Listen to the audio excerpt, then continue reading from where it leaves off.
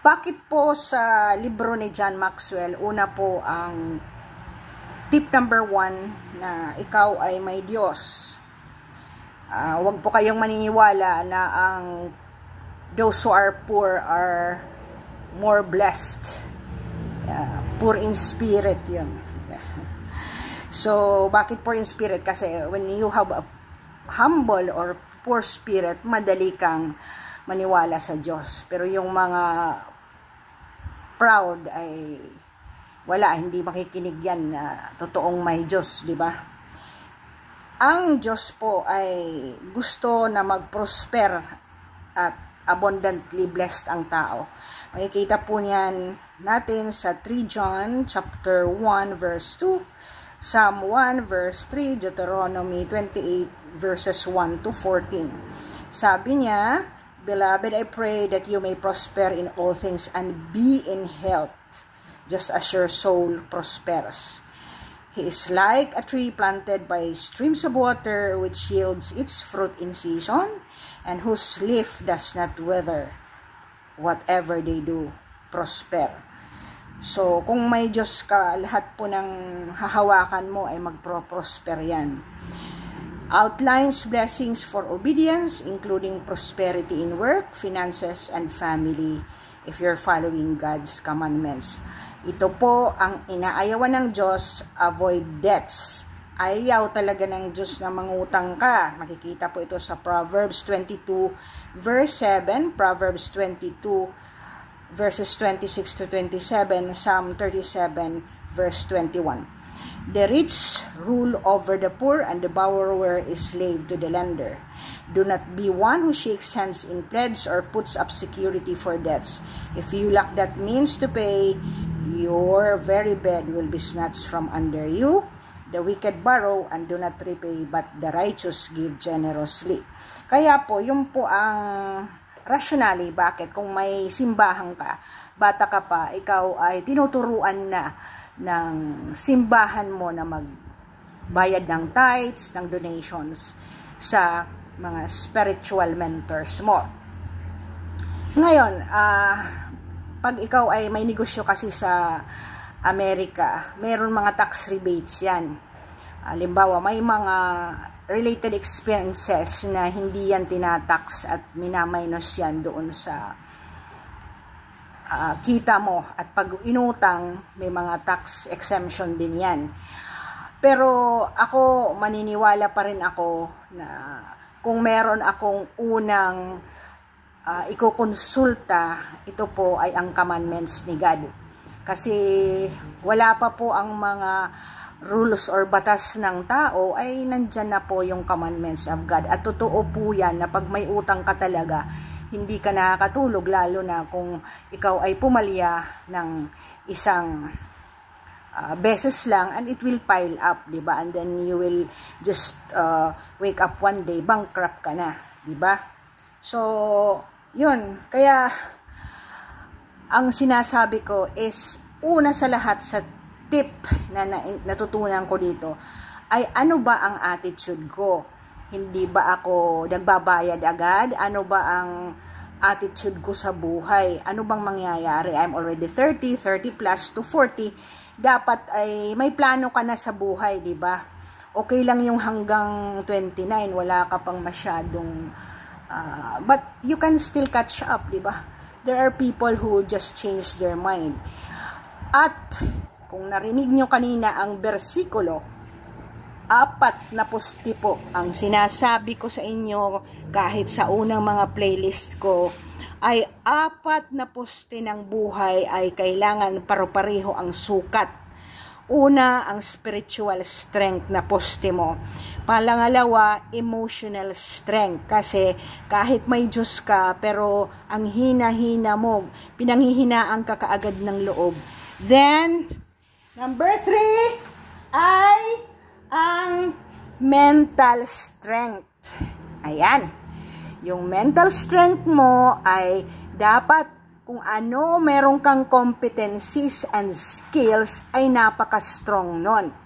Ibig sabihin, hinahasa mo ang iyong mga tools kung ano man meron ka. Dahil ang mental strength, ito po, kung halimbawa karpintero ka, hinahasa mo na ang pang gamit mo sa pagkarpentry mo. Kung ikaw ay pedicab driver, ito ay nasa magandang kondisyon ang pedicab mo at saka ang car or bus or taxi or jeep na dinadrivean mo. Sa lahat ng ito, dapat ay may mental strength ka kung paano masustain yan para itaguyod mo ang mga plano mo sa buhay mo in 5 to 10 year time. Ang pang-apat, of course, ay may physical strength ka. Kasi kahit gustong-gusto mong magtrabaho pero wala ka na dahil marami ka ng sakit, may diabetes ka, may blood pressure ka. Ako po, 62 na po ako, wala pa rin akong diabetes. At high blood kasi nga, yun ang sinasabi ko. Ang preparation ay hindi pag meron ka na. Before pa lang, ako ay conscious na hindi na ako umiinom ng mga soda. Diba?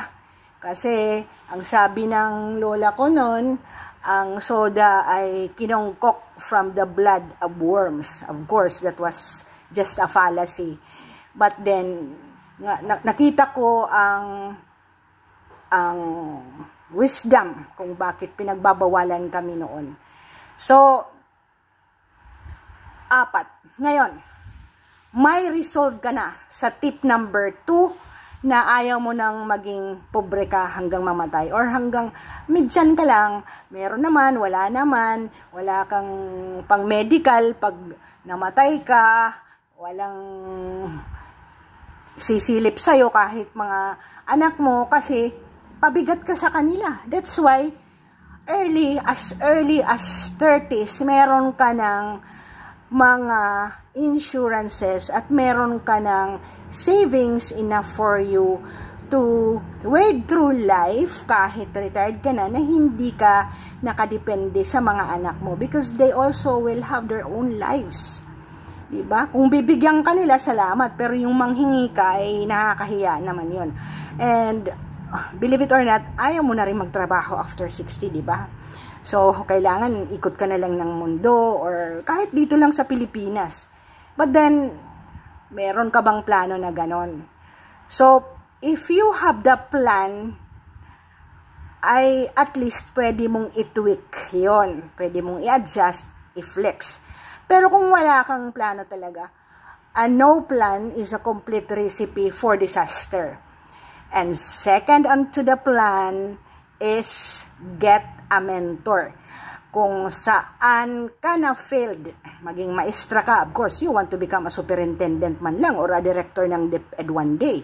If you are a lawyer, of course, gusto mong maging abogado di kampana. And therefore, you look for great persons or mentors in the field of your work. Gusto mong mag-open ng parlor, of course, maghahanap ka ng magaling na naggugupit or maganda ang parlor, get a practicum there, and then learn the craft. Kung nasa farming ka, ganun din, di ba? You need to have a mentor na maintindihan mo kung paano mas malaki ang yield.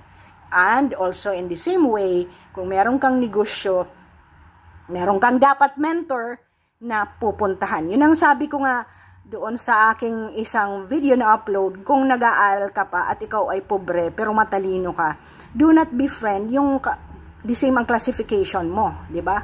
Magbi-befriend ka ng mas may alam sa'yo or mas may pera kaysa sa'yo kasi ito ang magiging sandalan mo in times na tapos ka na sa education. Befriend others. But kung ikaw ay babalik doon sa mga drogista, mga inuman, mga easy life, tapos yung pagbabae ka, ladlad ang ano mo, yung dibdib mo sa buong mundo, sige pa ang sayaw-sayaw dyan na para kang worm, abay, ano ba ang ending ng life mo? So, plan and then get a mentor in order for you to strengthen the 4 na poste. So, thank you for listening. May God bless you and let us go to the next tip tomorrow. Salamat at nag-i-enjoy ka po sa pakikinig. Iwasan po ang mga negative na mga YouTube and TikTok uploads.